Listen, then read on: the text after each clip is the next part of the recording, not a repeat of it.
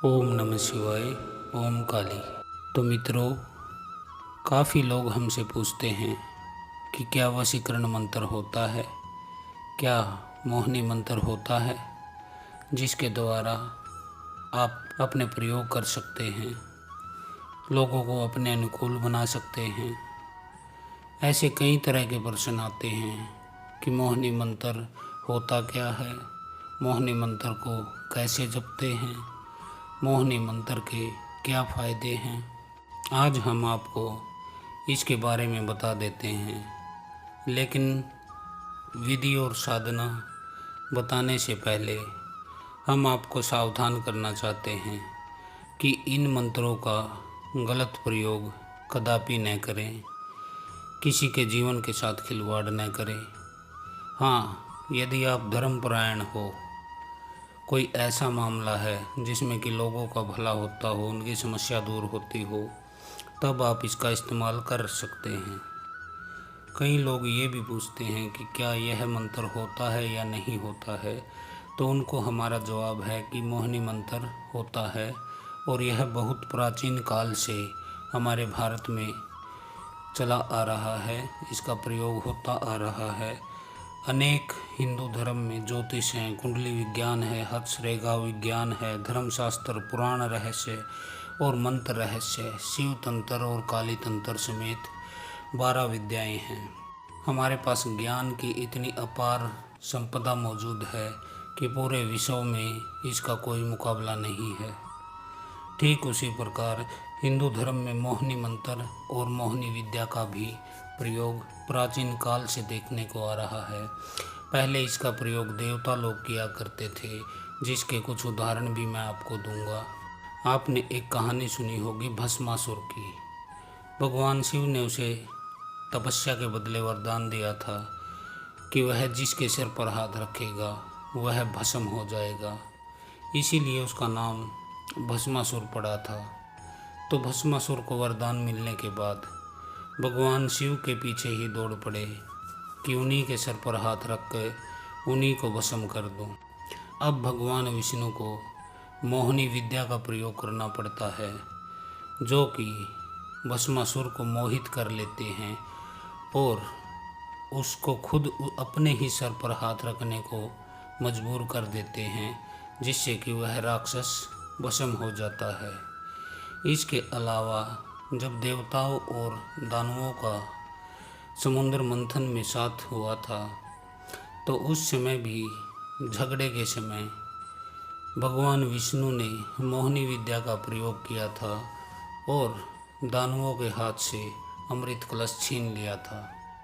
तो भगवान विष्णु को ही इस मोहिनी विद्या का कारक माना जाता है। वही इसके देव हैं, वही इसके अधिष्ठ हैं। भगवान विष्णु के अलावा काम देवता भी मोहन और वशीकरण के देवता माने जाते हैं। अनेक देवियां हैं जिनमें यह गुण है कि वह मोहिनी विद्या की साधना को सफल बना देती हैं। हम आपको कुछ यहाँ मंत्र देने जा रहे हैं जो कि सिद्ध मंत्र हैं। यदि आप विधि विधान से उनसे प्रयोग करोगे तो आप सफलता आपके कदम चूमेगी। तो इसमें पहला मंत्र है श्री कृष्ण मोहिनी मंत्र।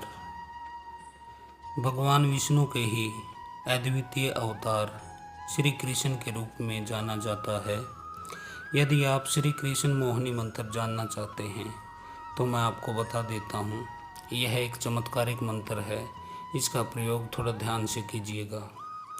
ओम गोपी प्रियाय विद्महे वासुदेवाय धीमहि तन्नो गोप प्रचोदयात्। सुबह और रात को सोने से पहले इस मंत्र का जाप करना चाहिए। अगर आप इसकी विधि जानना चाहते हैं तो आप कमेंट कर सकते हैं या मुझे मैसेज कर सकते हैं या व्हाट्सएप कर सकते हैं। तो इसका जाप की विधि मैं आपको बता देता हूँ।